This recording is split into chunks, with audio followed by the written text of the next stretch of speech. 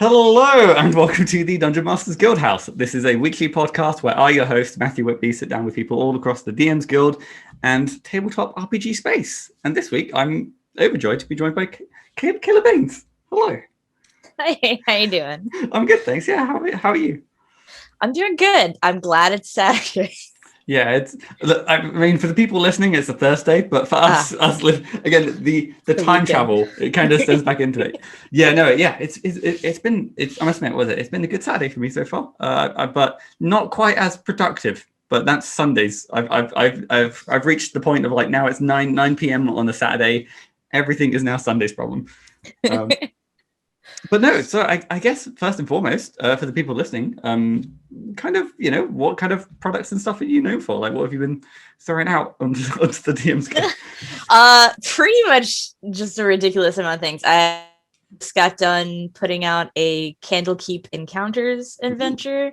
I wrote 20 encounters, like 18 NPCs, a ton of magic items in like 3 weeks. So it's like 30K worth of words in 3 weeks. The pace of that is blistering. Jeez. Yeah, and then I died for a week. So I haven't put out anything else or like finished any other projects for like a week because it's like I'm just gonna.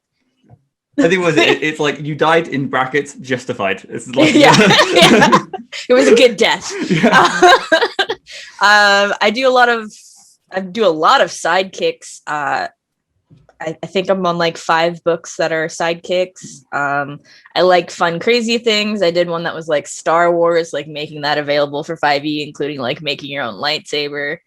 I do a mostly weekly blog.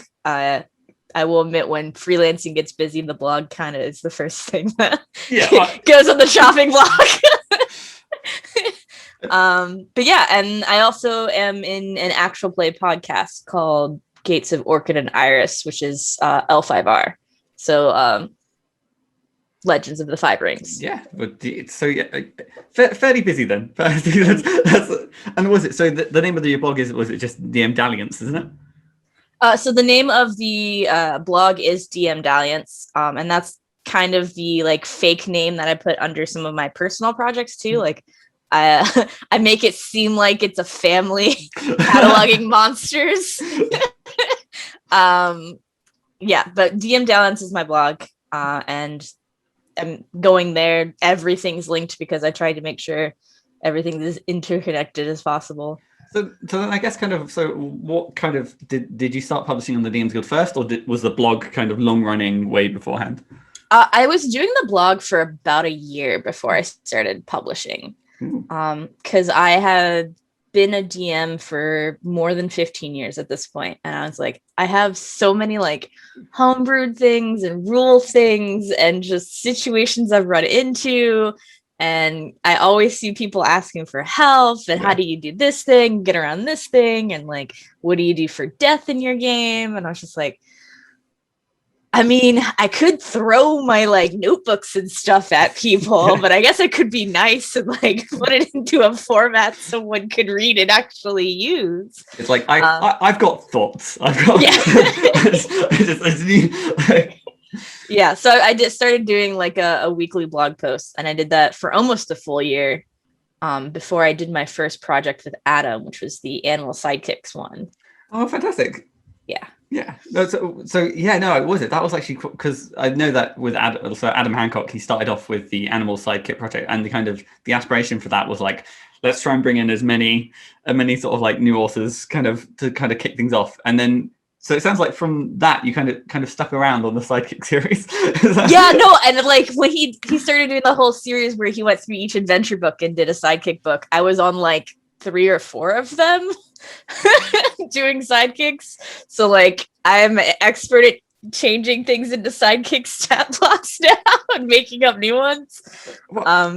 So it's been a lot of fun. I was gonna say, so it's sticking as well with like the Encounter and Candlekeep with like apparently all these like 20 NPCs that you've kind of done as well. Would you say that you kind of naturally gravitate towards like like I guess people like NPCs? Sorry, not just people. But... Yeah, I mean, I think NPCs are a really important part of any supplementer book, right? So like if you're writing an adventure, yeah, the adventure needs to make sense, but like the people or the characters your players are interacting with need to make sense too. Or it doesn't matter how great that plot line is, it's something's going to feel like it falls a little flat, you know? Yeah, you always want to have those sort of like very sort of iconic NPCs, and the ones that either the players gravitate towards or, you know, want to kill, and then or want to fight. Sorry, you're like, yes, this is what I wanted you to do. I want you to hate them. Yeah, which again, it can sort of be hard to kind of balance. So I am jumping around and back and forth a little bit, but I'm curious about like what, in your own words, like what is like one of your favorite blog posts for like content, like like the one that you just like, I don't know, really enjoyed writing, or you think is like the most useful, or so before lockdown and COVID happened, I had been doing a series that I had called Magical Malaise. So really examining like, you know, magic's in everything. So eventually something would happen where like a disease like pox and magic fused together. Like, how would you deal with that? Yeah. How would you deal with a magical disease? Yeah. Like, where does that come from? How do you figure out how to defeat it, I guess is the right word. I think, was it, plagues are bad, but magical plagues are probably like 10 times as bad. Yeah, like plagues are bad, they kill people, but magical plagues can do way weirder things, like literally burn someone from the inside out. Like, so I did a series where I was like, well, here's how you would like this is how like magical disease might work and how it might set up in your game. Here's how your players might investigate that and figure out what the heck's going wrong. Like, here are the skill rolls, here are the things you could do. And then I the last bit of it was about like making a cure and dealing with it. And so I really dived into, I've always hated how like the herbalist kit isn't really useful. Yeah. And the medicine skill can be useful, but it's not used a ton. So I was like, you know, this is your chance. Like, really dive into this. If your players they have an herbalist kit they just forgot about because they don't ever use it. Yeah, no, actually, so funny enough, this actually came up in one of my home games where one of my players in a Waterdeep Dragon Heist campaign is started taking herbalism lessons, and they're like, so now that I'm kind of getting to grips with like herbalism, what can I do? And it's like, what? I get you can make potions, and they're like, isn't that alchemy? I was like, well, no, that's a different thing, and they kind of handle. And I was like, well, okay, so what can I do with kind of herbalist kit? And I was like, cure stuff. It feels like a healer's kit, like almost like that sort of kind of adjacent thing.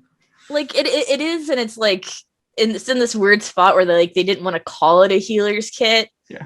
So they called it an herbalist kit, but like it and the alchemy kit kind of overlap. Yeah. Like the alchemy kit, you can do acid and stuff. So it's just like, I was like, look, okay, here, the people that are really into the medicine stuff and the herbalist kit stuff, and like, I want to experiment.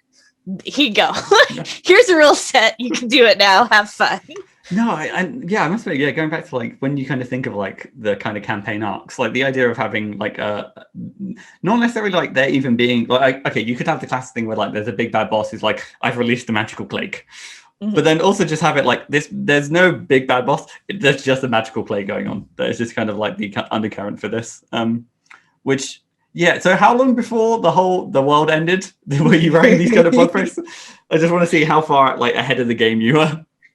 Well, like, so it can get really bad because I also gave it like mutation rules. Like the magical disease can get worse the longer it's around, or the more it can affect people. And I gave like rules for infection rates in like cities and how people contract it and like pass it along.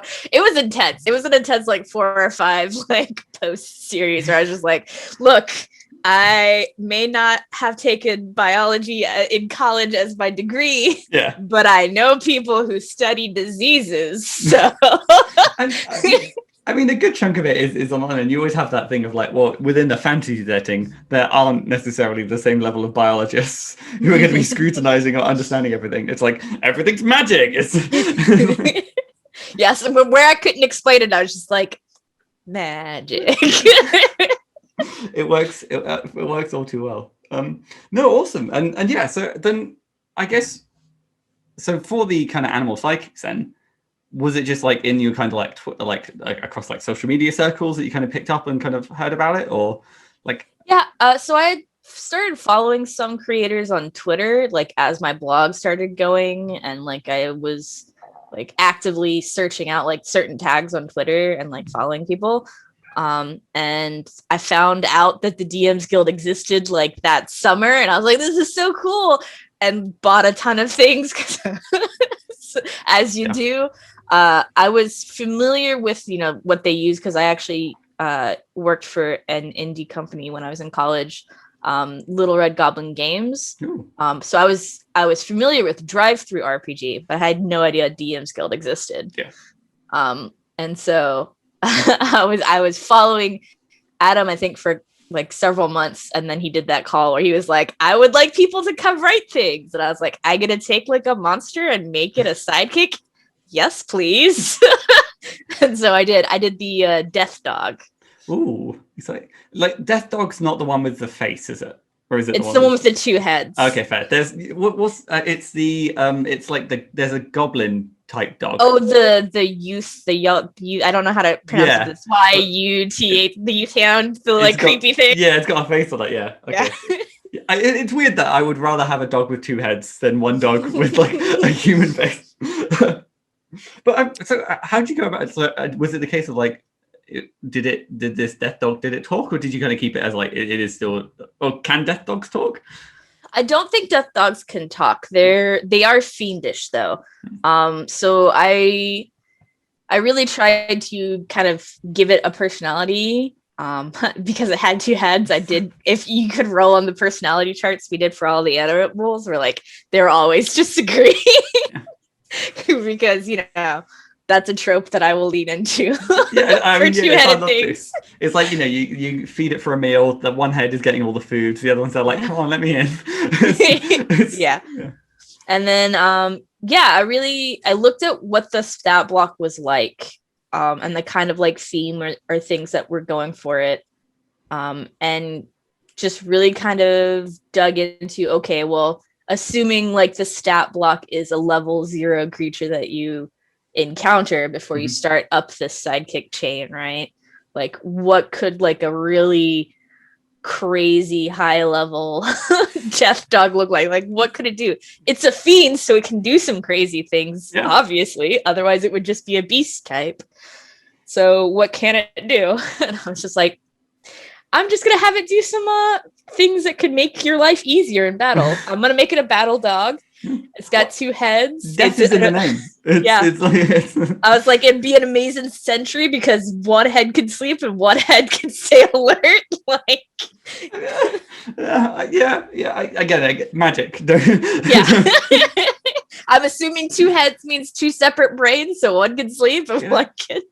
Yeah, I don't know. I imagine, like, again, the idea of like the Ettins as well being kind of like two. It's like it can't be necessarily a good relationship always with the other half.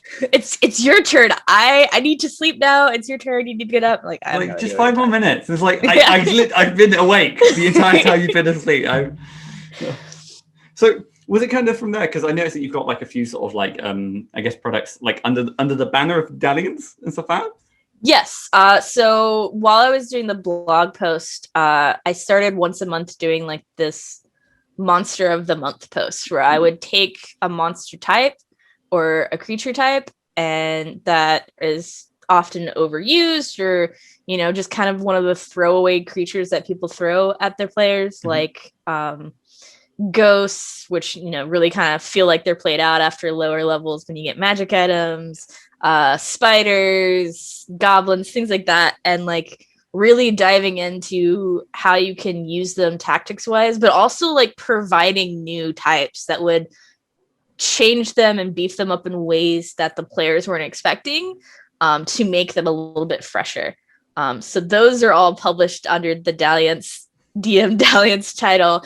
And they all have like a fake forward in them that's like somebody from the family writing about these creatures, like, oh gosh. No, I mean it's kind of nice to like particularly kind of have like, I guess, like a brand image or like again like a chain of products, because they kind of like they kind of all kind of feed into each other. I'm curious about again, so the funny timing of this is I've just played a D&D session today when I was fighting some phase spiders. What were some of the things you kind of did with spiders? And I'm sorry for anyone with arachnophobia. So like one of the things I did, I made it so they weren't just beast types too. So one of my favorite ones is the mirror spider. And so the mirror spider is actually a fiend type. So how they're created is when a soul is being tortured in the nine hells, and their like will breaks, it shatters and it forms these like pieces of glass looking thing that then rejoin into these like weird deformed spider things. Yeah, exactly.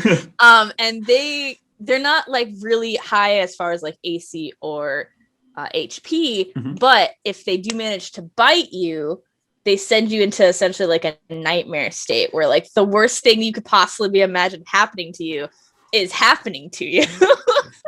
Yeah, I can imagine that kind of sucking a little bit. And they travel in like packs too. So like they have like maybe 5 HP. So like you could shatter them, they're glass, but like they travel in hordes. So like you get bit by a bunch of them. That's like, you think about like all the kind of weird encounters you can get away with in Avernus, but the idea of like this sea of like glass shards coming at you and trying to bite, that's not a good time. No, and I guess it's also kind of like, it's interesting to kind of play around with these sort of like high impact, low health kind of balance of like threshold of like they have the numbers, but it's kind of fun to kind of just like one hit smash and kind of let the players kind of.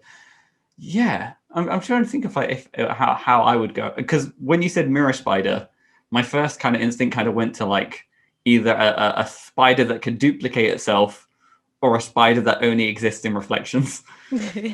And I don't know which one's worse. I think they're both pretty bad. Yeah, they are. And I have some like I tested out the mirror spiders of my own players for a homebrew game. And the artist I used for the book is actually one of my players. So like as I started describing like the shimmering and movements, she was like, I know what you're doing. I, as a person, know what you're doing, but my character has no idea, just like staring at me. But yeah, I mean, it gets them into really interesting situations because we had the paladin went down, the fighter went down, and the cleric all was like trapped in these nightmare states. Yeah. And the paladin is an Aasimar. And so she bounced out her dark wings and started doing damage to everyone around her. So is it a case of like, I'm curious about, so the mechanics of like a character being within their like nightmare zone, is it the case of where they can't like, they're not paralyzed, they kind of still can actually take their turns, but they visualize a bunch of different things essentially? Yeah, so they're essentially like almost trapped inside their own head, so they're still there. Whatever they do, they're actually doing. It's just they believe they're somewhere else. So for the paladin, their character believed they were on a battlefield fighting fiends, so they were like going ham, and like some of their sword swings were like missing because it was going wild and fighting invisible enemies, but like then they bamfed out their wings. They were doing that necromantic like range of effect damage, and I was just like, oh. And then the other people nearby who are having their nightmares suddenly get hit by, and that kind of makes everything feels worse. It's like, I'm getting hit by necrotic energy. This is my nightmare. Yeah. And our cleric, his nightmare was like falling, so he was like, he thought he was falling in this infinite hole of blackness, and I was like, that's intense. I'm not going to use that fear against you later on. Yeah. I mean, I suppose, like in terms of like damage control and stuff, if the wizard is just there on the floor flailing, they're at least not hurting anyone. Yeah, and they're low enough to the ground that maybe the sword won't hit them. So then, I guess pulling back a little bit then to like across like all your projects and even kind of like your blog posts. I don't know why blog sounded weird for me. You know, when you say a word and you just doesn't. Where do you kind of like your ideas kind of start from? Pretty much anywhere and everywhere. So I consume a lot of media. Not so much since lockdown happened, but I used to have like a 2-hour one-way commute to get to work. So I would like blogs, videos, books, podcasts, music, movies, TV shows, and whenever something popped up on my phone, or I have like an idea notebook too, I would write it down.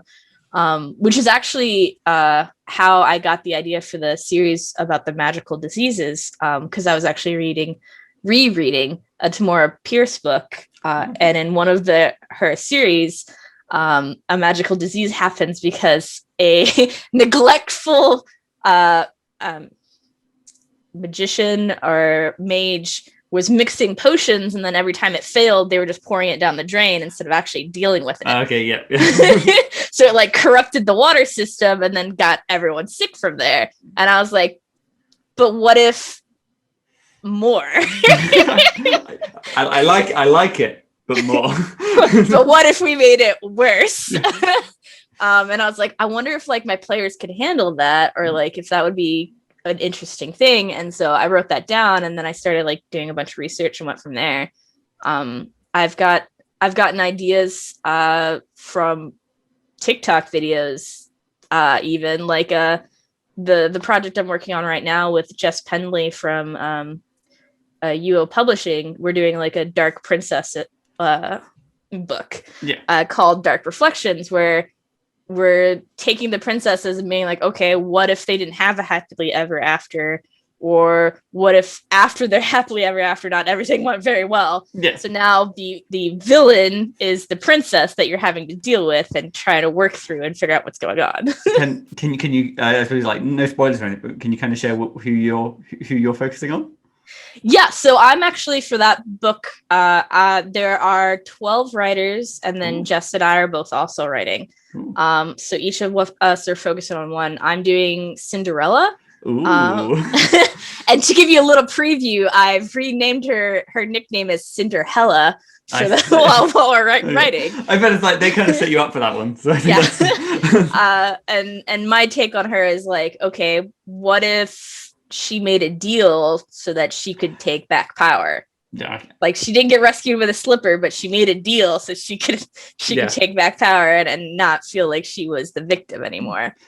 You know, I suppose like from the get-go, like even like she did kind of make like a deal. It was like it was luckily it worked out fine, but that like was it turning a pumpkin into like a carriage? That sounds like a deal with a hag. I'll give you this pumpkin, these rats into coachmen, and this weird uncomfortable set of glass slippers. And you have to return by midnight, or I'll lose my soul. No, just go back to normal. It's like that hag was feeling very nice that day. It's like after Cinderella left, shoot, I should have said I would have taken your soul. Firstborn. I gotta get better about that. I do like the idea of just a coven of hags, or just one individual hag who's just their heart just isn't in it.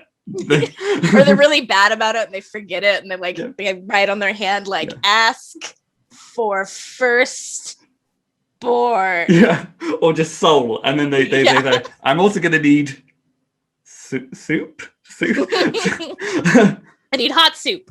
Yeah, I mean, that sounds like a fair trade. I get the best dream of my life for some soup. You mentioned something interesting as well. So you mentioned that at least with the kind of magic diseases or stuff like that, did you actually like just kind of throw it at your players one day? So I haven't yet, but I am. They're currently in a story arc that's probably going to take a while, involving cults of were creatures, sacrifices, and spies in their organization. Once that's over with, and they really don't trust anyone ever again. It's like a stepping. You go get to it. You go. No, it's interesting. Yeah, I'm fascinated, but I guess there's always that balance of like a magical disease it's almost like the deck of many things, where like if the players don't get a handle on it, it's world ending. I mean, it can be, and you could also like the homebrew world I'm running my 2 sets of players through actually right now is already like super messed up. So like I had a dark circle like 10 years before the game started try to like take control over the planes with like a magic ceremony, and a group of heroes stopped them, but they didn't deal with stopping the magic. They just killed the people, as players do. So the magic went awry and did whatever it wanted to, which was instead of taking power over it, it squished all the planes together. Okay. Yeah. So the land masses shift under them too. So they might be like traveling, and then I roll a percentile chance on if it changes under them. And if it does, it might end up being like a fire elemental plane in that like section instead. That's a really cool idea, because I like, there's so much elements of like planar travel that is interesting, and it's hard to necessarily get into that sort of campaign easily without going, like, not many campaigns have the excuse to go to any plane, whereas if you can just say, oh no, the plane's coming to you, it's kind of and it opens up what creatures and things you can have them interact with right off the bat too, because I had them get reports of like earth elementals roaming the lands, and I was like, do you want to try and deal with that? Do you? Because I can guarantee you're not high enough level, but they exist. They're just walking out there now. No, that's because I suppose there is always that balance of like, I really want to do a really fun encounter, but then it doesn't really make sense for like a bunch of like fire newts or salamanders. Just like, we're in a forest and there's a bunch of lava lizards, and they're just like, yeah, I suppose, yeah, there's always a case of like, you can do the sort of like the reskidding and just, again, they may look like lava lizards, but they're forest lizards. Just they're really hot still. There's a way around it. So then, I guess so across your projects, as you're kind of working through, then you've got your ideas. You're working through the process of like turning them into like a reality. What is your favorite part of that process? I really liked just like the bulk of the creation part. So the writing, and strangely enough, stat blocks. I can do stat blocks like all day long. I know like some people find them a little hard to get started on, but like as soon as I have an idea, I'm good. I can do it. So I really love creating something new and unusual. I really like leaving Easter eggs too. So in everything I've ever worked on in the text and in the text of like the stat block or the text of the adventure, there are little Easter eggs and like jokes. And I don't know how many people get the puns or the jokes or whatever, but they're there and they exist and they bring me joy. So I guess so puns to one side for a second. We'll let the puns back in and after a moment. But what would you say is like the one thing that you try and like, or like, I guess like a tip that you kind of keep in mind as you're creating like a stat block? So research like a metric ton. I will think about the types of things I want the creature or the NPC to do. And I'll just kind of like shorthand it, right? I'll be like, walk through walls. I want it to be able to breathe fire. I want it to be able to mess with someone's mind. I'm not sure quite how yet, but I want it to kind of like, have an effect on them, and maybe, shapeshift. And so I will like just like kind of like bullet point out the kinds of things I want it to do, and maybe like resistances or something, and just like a list format, like bullet points. And then I will research everything I have available to see like, because wording in 5e is very important. So I will like look at wordings of similar abilities, both for monsters and NPCs. I'll even dig into like class features and feats and stuff to see the wordings of things, to see if something's similar, if I like it. If I don't like it, then like what can I learn about the wording they use to make sure that it's not like OP, that I can use to make this new thing that I want to do. So I do like a ridiculous amount of research for everything. And then after you do the research, honestly, it is a breeze to put together. Yeah, because I guess like 9 times out of 10, if the ability is kind of very similar to like, a spell in something, and it's just basically just kind of changing the spell format into like, a monster attack block. And there's the class things of like, creature you can see within 60 feet, or, a point you can, those sort of parts of like the format are kind of, I guess there's like I know there's a school of thought, which is like, I think it came from like a series of like Matt Colville videos, which is the idea of like action-based creatures.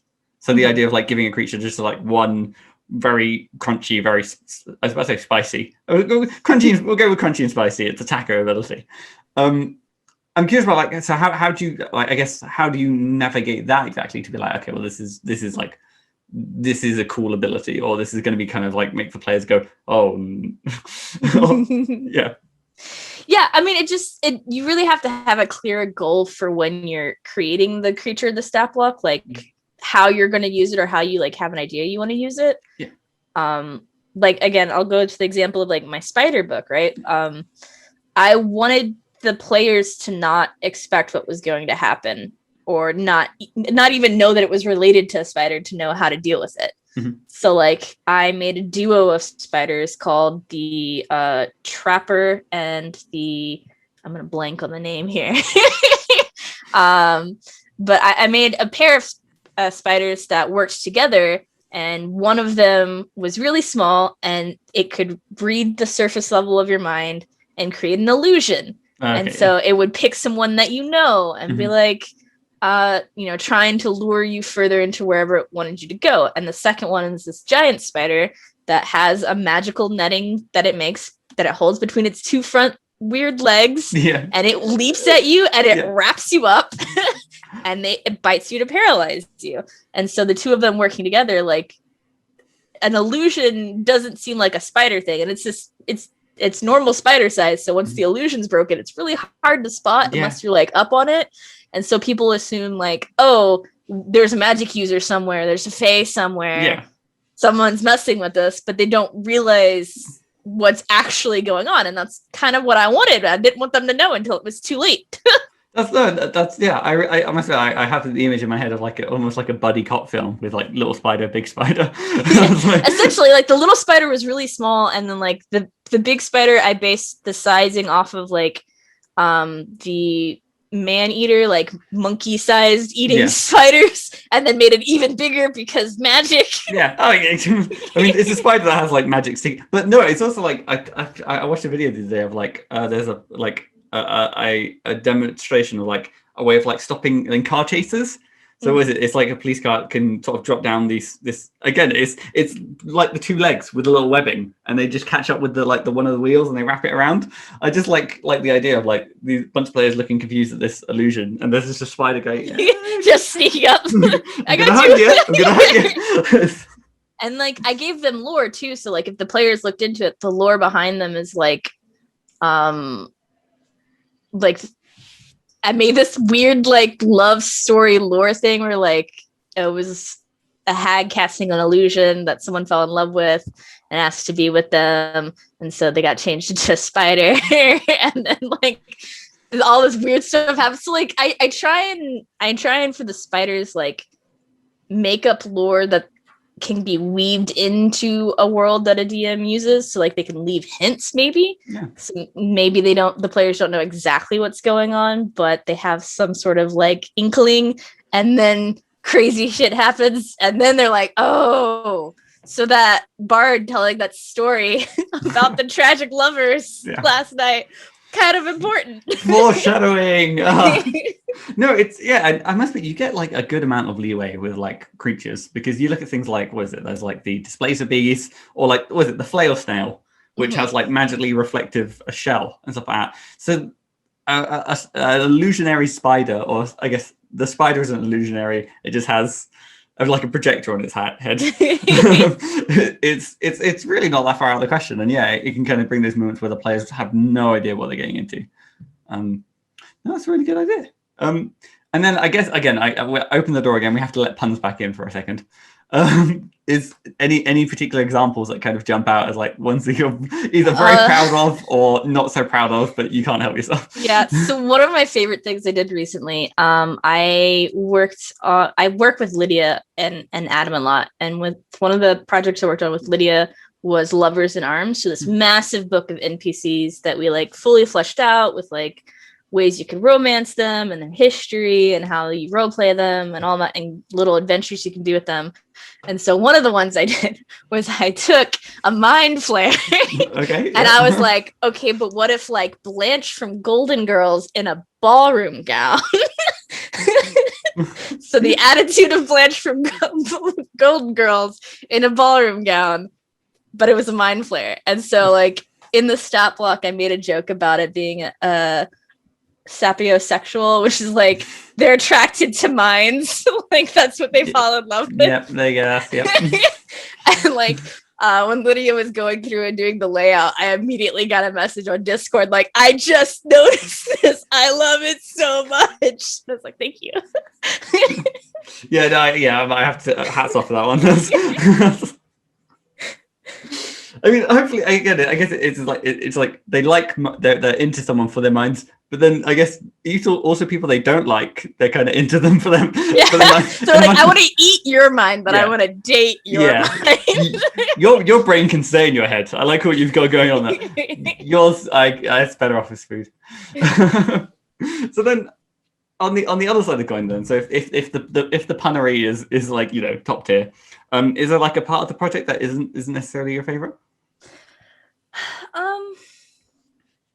I mean, none of us like editing, and I actually started being heavily an editor when I first started things off after the Animal Sidekicks product. Okay. I did a ton of editing jobs, and then switched over to being mostly a writer and designer.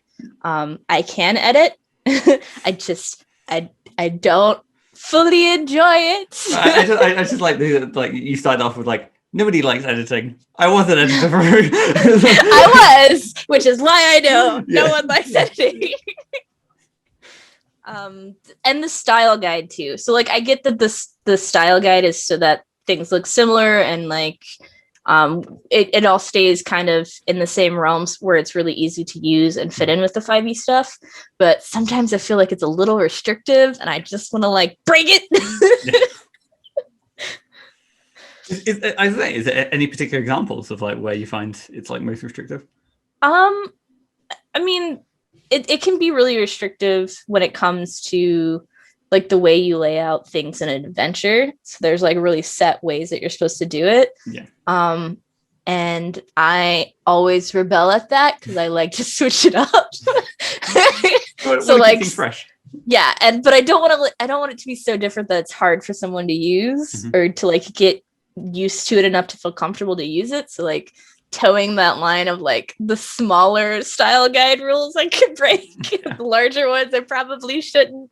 And then having that discussion with my editors, be like, I know technically this is not in style guide, but hear me out. No, I must admit, adventure writing is its own beast in itself, and I think one of the strengths is definitely the fact that there is 100+ ways to do it. And again, it's a case of where, depending on how you DM your table and you kind of just the way that your mind works, that's how your adventures kind of naturally kind of take shape. And for some people, they're going to be like, there's too much information, there's not enough information, there's like a happy middle ground. So yeah, I think you can kind of get away with going off the beaten track every so often, to especially kind of, I don't know, tell the tale you want to tell.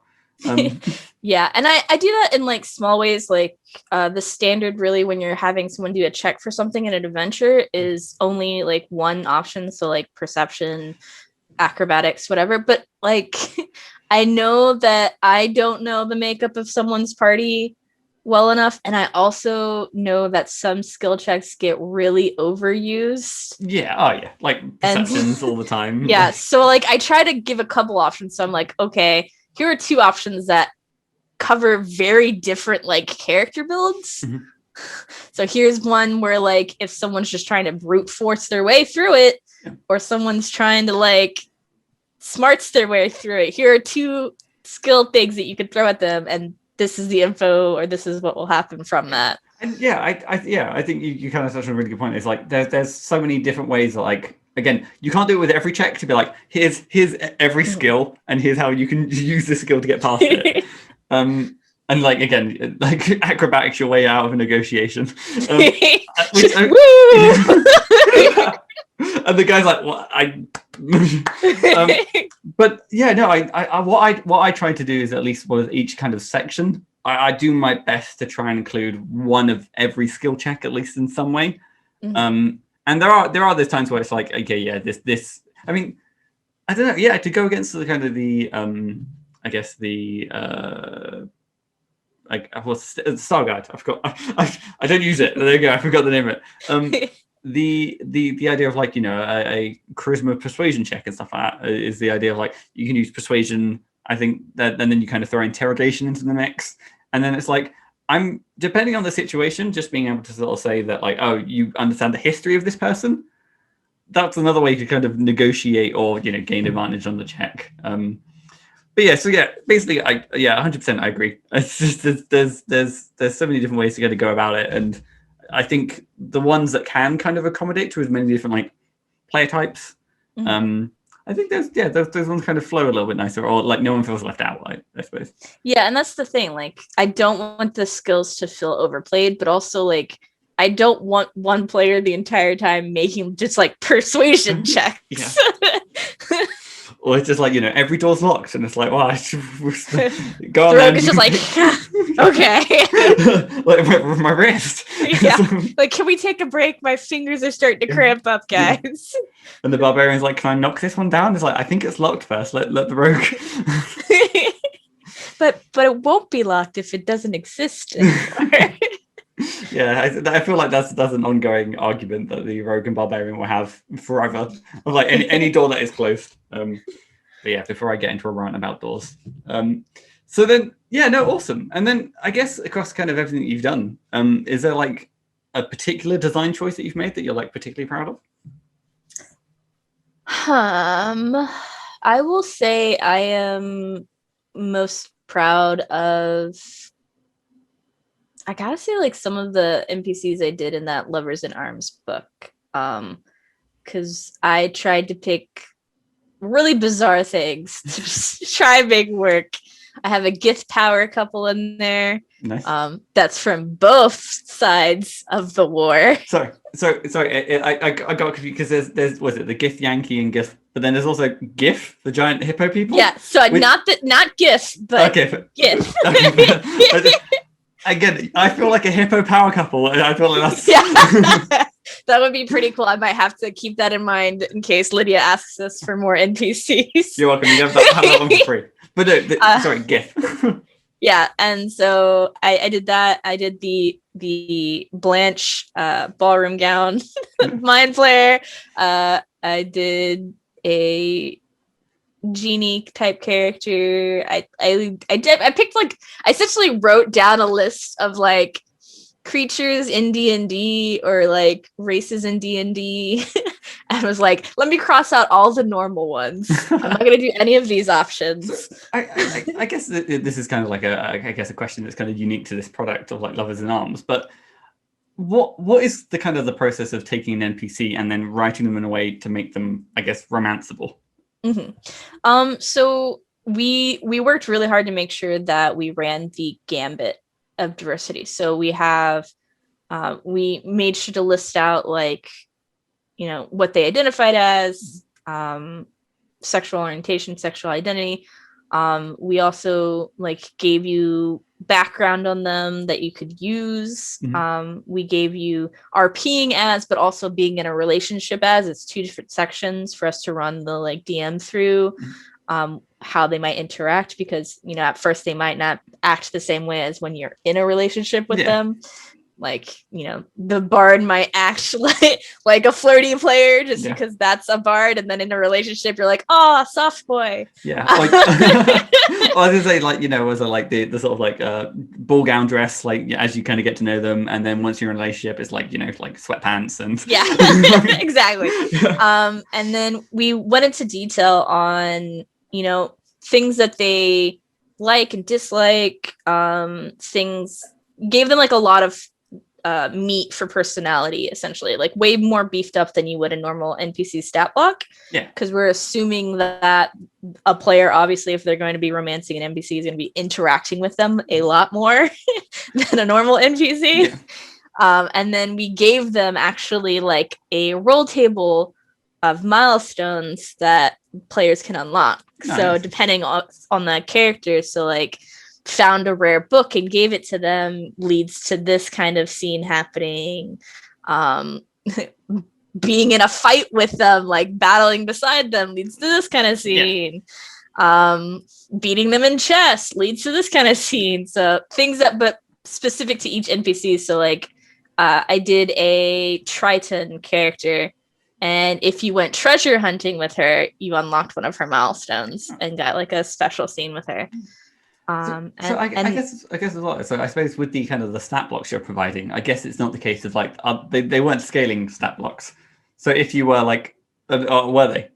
Some of them are, yeah. Okay. And we also in that book, I believe, also some of the stuff we did for NPCs, we actually provided as playable things for the characters. So we have like a playable class in there that we made up for one of the NPCs that were like, I kind of want to play this, so we should probably make this a thing for people to play. And I believe we included a playable race in there as well. I don't remember which one we ended up changing to that though.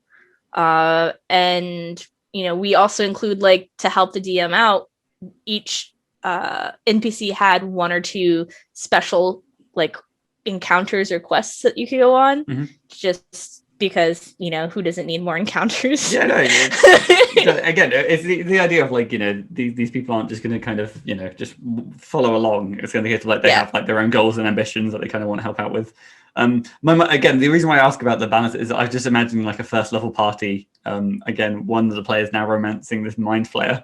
Who essentially now they just like, do you want to come on, like bring the mind flayer to every other party. Just well, and we do like we discuss kind of like how the NPC is going to interact with the party too. Like some of them are cool with adventuring with the party. Some of them are like, I got my own adventuring thing to do, but like we can make sure that we have dates. We're both in the same town. And some of them are like are established in an area. Like the mind flayers actually runs a like wizarding school almost. Okay. Because that's where you find the best brains. If you just go ahead and make your own wizard school, it's fine. And so they're very like entrenched and established in one location. No, fair. Yeah, no, I think it's always interesting kind of have these like dynamic ranges of ways to interact with NPCs, and just by kind of the nature of having a book that's like chock full of like, again, like so many different options, it's just you sprinkle them out throughout the campaign, because every so often, you know, you people like, who's in that crowd, and it's like, well, there's someone interesting. Oh, you know, there's you know, two hippos. Two hippos arguing over where to have dinner.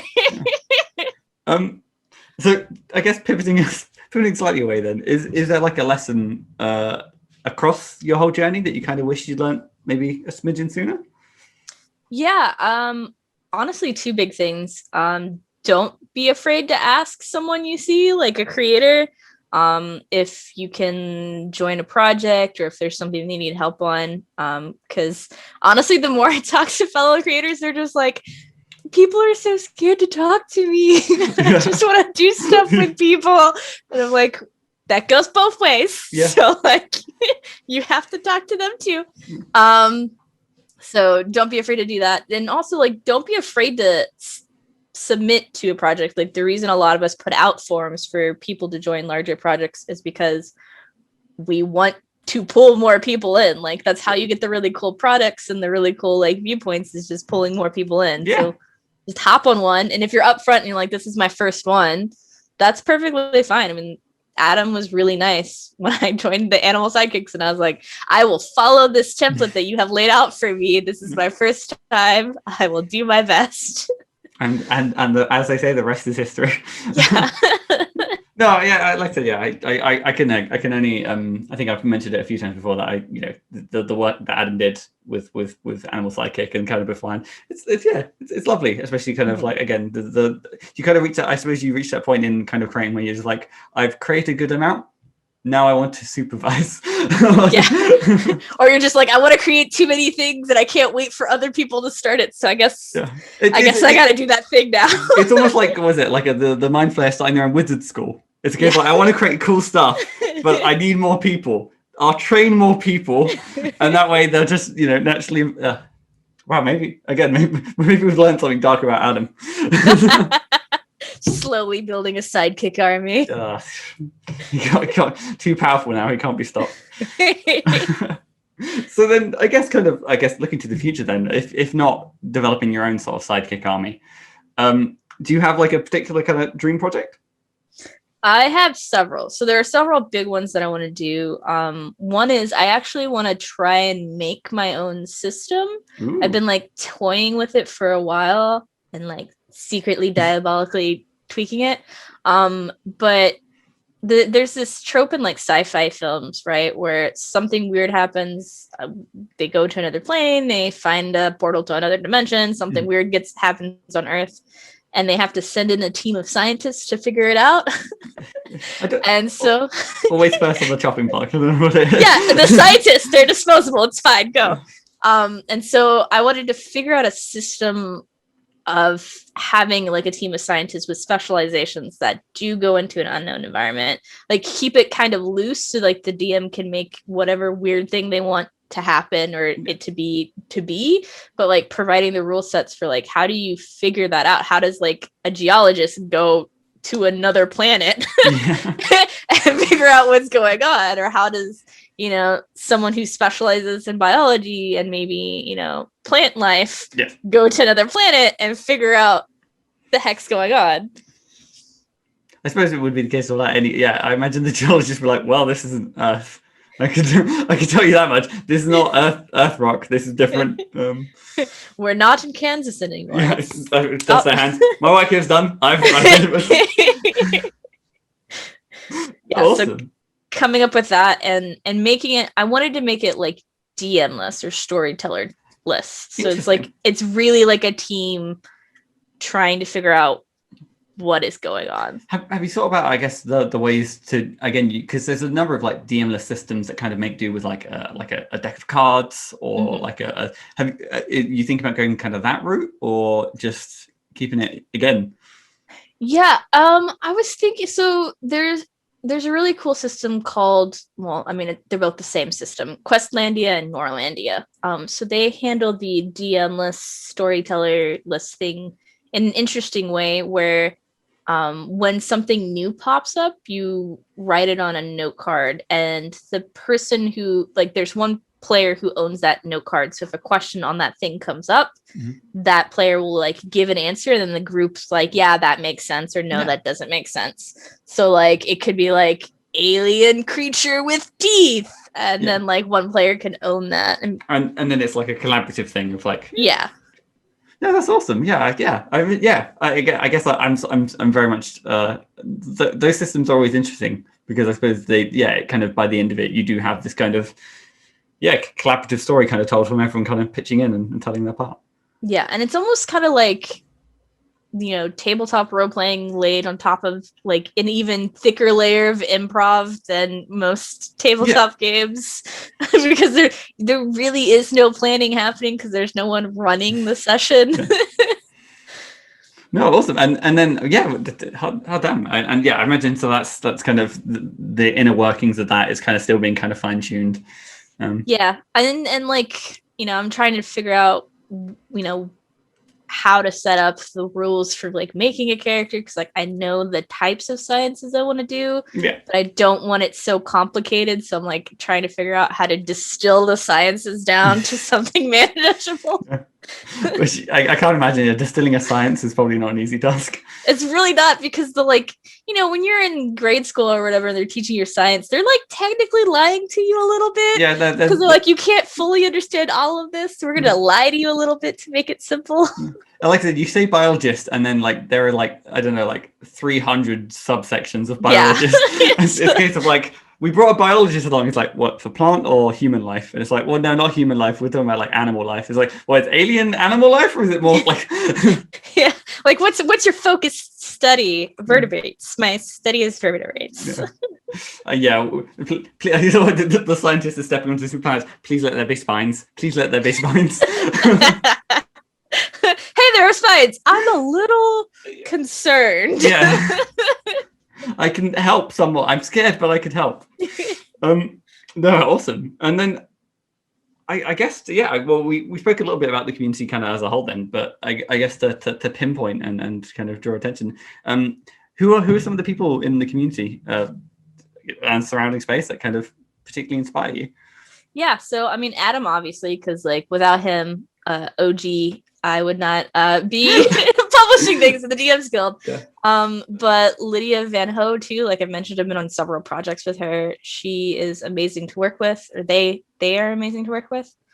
I don't know if they've announced that yet. I think that's what the flag thing was on their profile. But it's been amazing. I did the Adventures Domestic with them. I did Lovers in Arms with them. I did the astrology book with them. I think I've done like 3 or 4 projects in a row with them. It sounds like you've got a good working relationship going. Yeah, just kept going. And then of course Oliver. My first adventure that I ever did was in their Unbridled book. Yeah. Yeah. Oh, we were. I just realized we were in Unbridled together. Yes. So I did the. Wow. Do I not remember my own? It does get like that. It was like it's essentially like a jailbreak. I had a hag being stuck in a dream space, and the players got tricked into thinking they were rescuing something. Jailbreak at midnight. There you go. I don't remember it eventually. No, that's such a cool concept. Yeah, the Unbridled was yeah, just such a cool project to be involved in. It's kind of nice to kind of, I guess, like that was like the adventure writing equivalent of just like laying loose and just going with the flow. It's like it was like my first adventure I'd ever written, because at that point I had only done like NPCs and sidekicks and stuff like that. And he was super nice because I was very upfront. I was like, I'm so sorry. Like, I'm trying. I followed your format. I know it's probably not perfect. And like, he took the time to be like, okay, like, here are the areas you need to tighten up, or remember not to do this thing, or this thing's the standard. And honestly, it's why I can just like churn out an adventure now, because like I absorbed everything he told me and channeled it. I mean, it's kind of the power of like a good template and kind of do. It's kind of, you just like absorb it and like, well, now I know. Now it's like I just plug in the blocks. It's kind of easy. Yeah. Oh, what was it? I think I can't remember the name of my my Unbridled adventure, but mine was just there was a dickhead gnome wizard who swapped the mind. It's a Freakish Friday. It was essentially the hag and the unicorn have had their bodies switched. Oh no! And it is kind of them going about trying to work out how, like, what's happened and how to switch back, and then yeah, you end up fight this evil gnome at the end. Good. But yeah, so then I guess my kind of the next question is well, it's a 2-part question.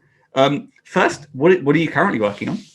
And secondly, kind of what's like, arguably more important, where can we kind of hear about it, and people can follow on and stay up to date? So I mentioned Dark Reflections, so we are wrapping up art and maps for that. The writing is all done, editing is all done. We just need the art, which is always like the thing I'm finding out is the thing that's always you're waiting on. And then I'm also getting ready to launch another adventure through Transparent Games called Whirling Bodies, which is a horror adventure set in Barovia. I based it around the old bones grinder mill, so you can essentially like swap out this adventure for the one with the hags in that windmill for essentially what is a father, like priest turned vampire cultist. Nice. You've hit all the buzz terms, so I'm on board. All the Barovia buzz terms is hit right there. And I have another venture coming out with them in a month or two. That is, in the broadest sense, a hag dating sim. Nice. And then I also have what else do I have? I have stuff coming out probably. I'm shooting for next month. I'm putting out a hag book under the DM Dalliance banner, which will have a couple covens in there for people to play with. Any sort of spoilers for like what kind of hags we're dealing with? They're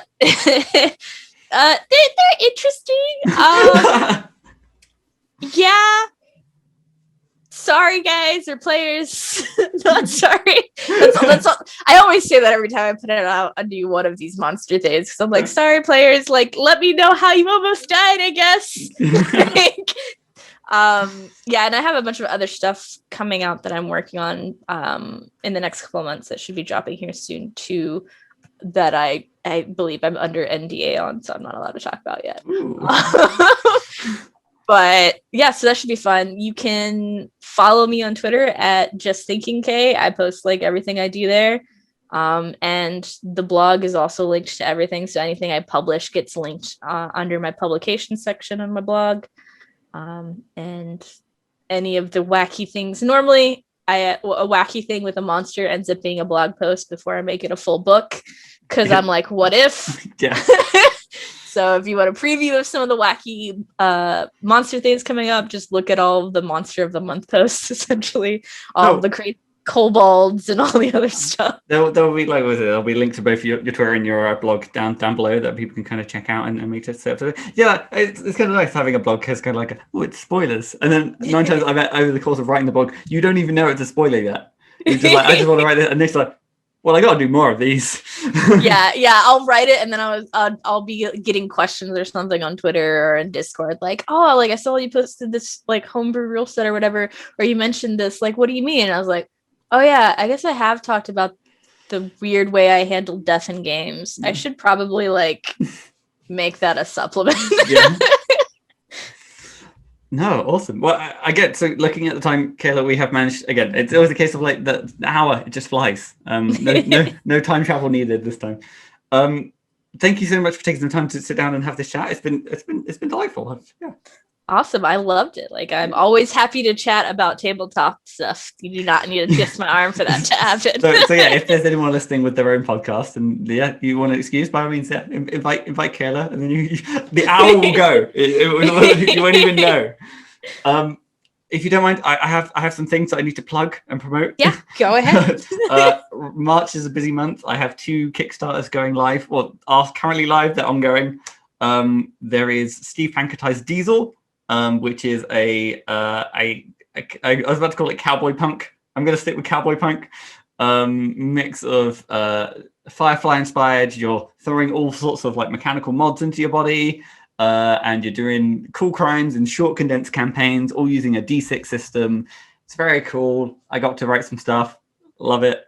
And also the other Kickstarter is Cities of Myth, Atlantis Divided, which is a continuation of the Cities of Myth series. But as the name suggests, it's in Atlantis. There's water everywhere. There's disaster. I wrote a good chunk of stuff for it. So there will be links to those in descriptions. Have a look. Again, the product pages for both are 10 times better than my pitch. So just have a little look. Again, you'll be amazed and impressed. And other than that, I've been Matthew Whitby, and you can find me at Whitby Writes. On Twitter. I might want to add that.